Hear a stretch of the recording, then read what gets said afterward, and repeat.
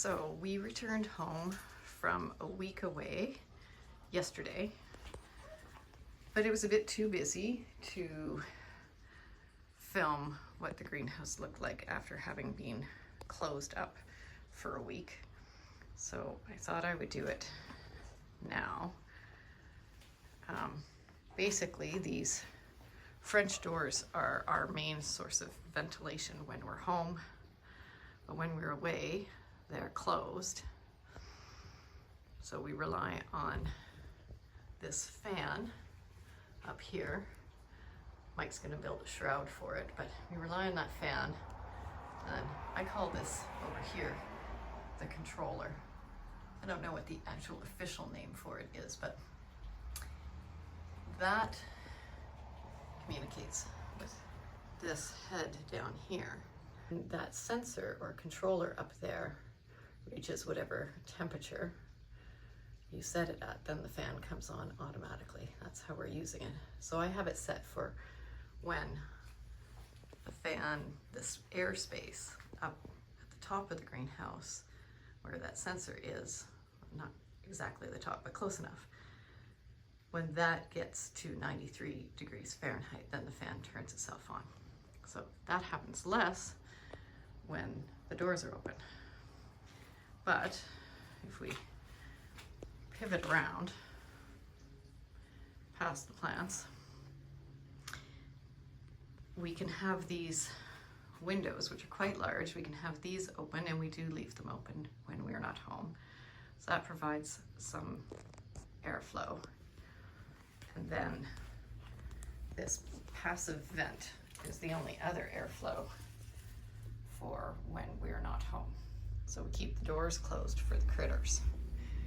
Make sure nobody comes in here and raids our garden, any raccoons or rats or anything. So the new cucumber plant actually looks pretty good. It's put on some good growth. The squash plant beside it is slower, so maybe having the two together is not a great idea. I was running out of irrigation heads right before leaving, so that's why I did that. The basil plant there is surviving, and that's about it. I think it needs more sun than it's getting here. And the tomatoes are tall, really tall. Let me see if I can step back. So they put on a lot of green growth this year, but the amount of actual fruit on them is very marginal. So comparing with the vegetable garden outside, I think there's no point in doing tomatoes inside the greenhouse in the future. I think I'm gonna have to look for some types of plants that can handle hot nights, because I think that's the primary difference, is with the doors closed, we can't let the evening air cool off so much. So now that I'm home for a little bit, I think it's time to take after these cantaloupe and melon plants. I have only found one cantaloupe on this plant, so I don't know if there are any others. I'm gonna dig around in that greenery, and I think they're gonna get pulled soon. They've got spider mite, and I think they're coming to the end of their season anyway. So the eucalyptus plants are doing okay. They also have spider mite. They're very leggy. The lemongrass is very happy. And then I transplanted a bunch of cuttings off the cantaloupe into this pot, and I'm not sure that that's going to be very productive. They produced a lot of roots when I popped them in water, but now they don't look very healthy. So the succulents are doing great. So a friend made this planter for me a few years ago, and it was almost dead, and looks like it's recovered. So anyway, relatively happy with that everything's surviving.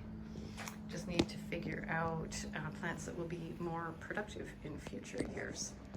So I'm just going to continue because I've been talking about the tomatoes. And so thinking that maybe I would compare the tomatoes in the vegetable garden. So we'll just do a quick tour over that way. I can do a quick tour of the whole vegetable garden as well. A little bit disappointing. I obviously need some covers in order to grow cabbages and stuff like that. Too many bugs have gotten at them. So anyway, we'll have a look and do a bit of a comparison of the productivity from the heat of the greenhouse to the yard. I didn't get a chance to pull the peas out before we left, so they're intermingled with the tomatoes at this stage and not looking very healthy. We did eat a bunch of cherry tomatoes yesterday, so it's not a really good indicator of the production of tomatoes, but you can still see that there's plenty hanging around in here. And then these ones, these tomatoes are they're just lovely. So I'm gonna grow those again. And I'm gonna have to look up the tag to see what it was. Oh, maybe I can find it.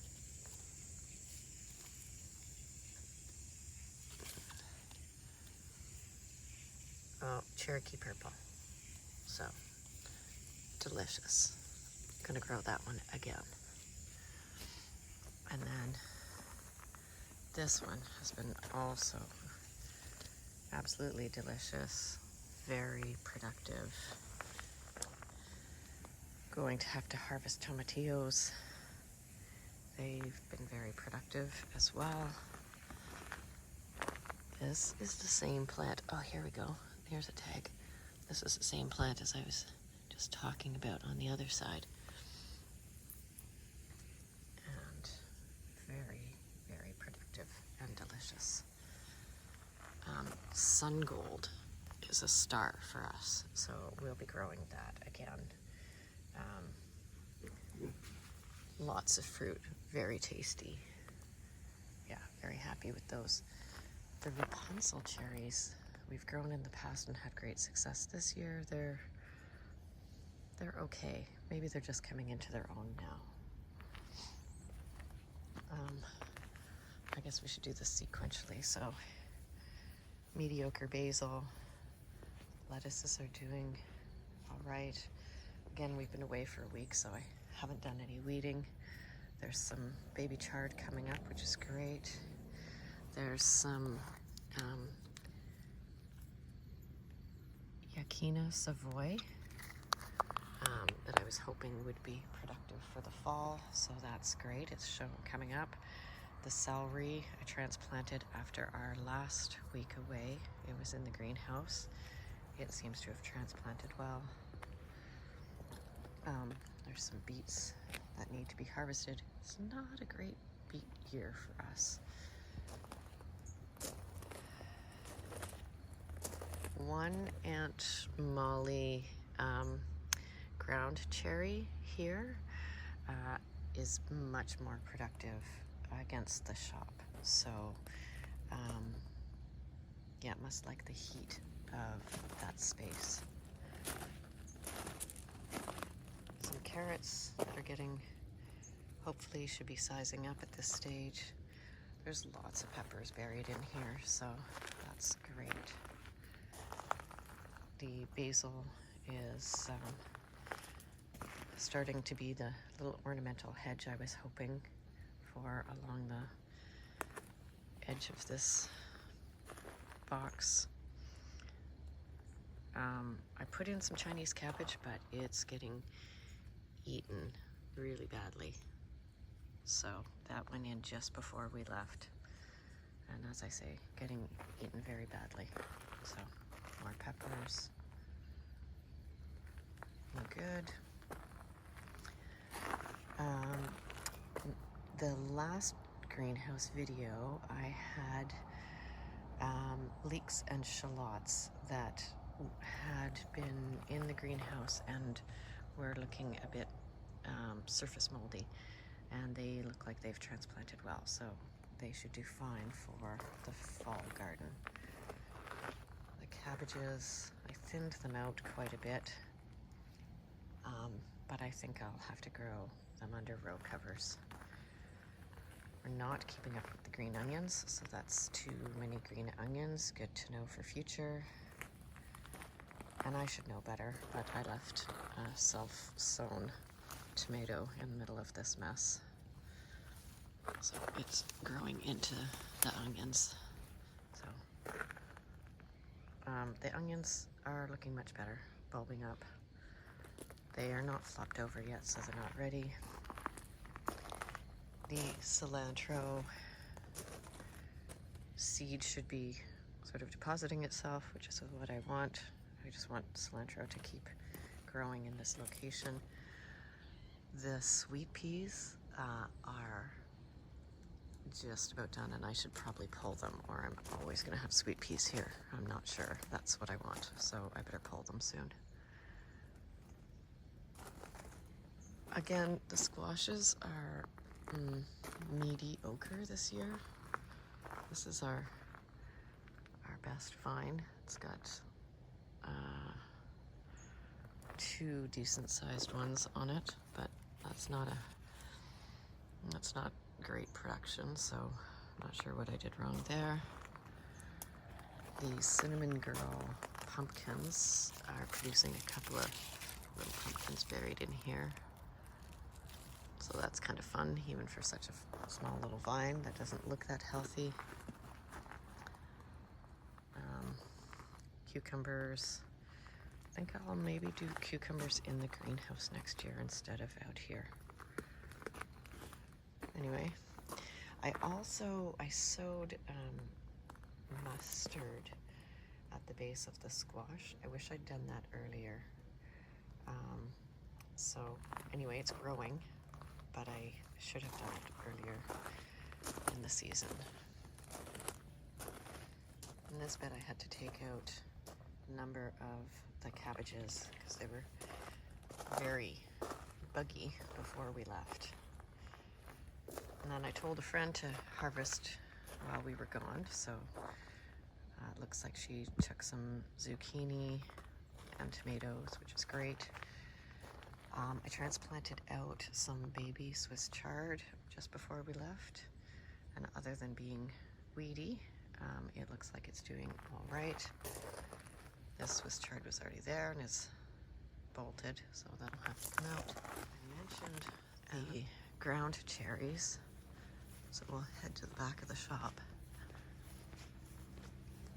This super hot bed. So I have green beans in here, or not green beans, yellow beans, and there's quite a few yellow beans in there. The watermelon vines didn't really amount to anything, so I'm not sure if that's worth repeating. Need to find something that likes the heat of being up against the shop and hemmed in by the concrete path.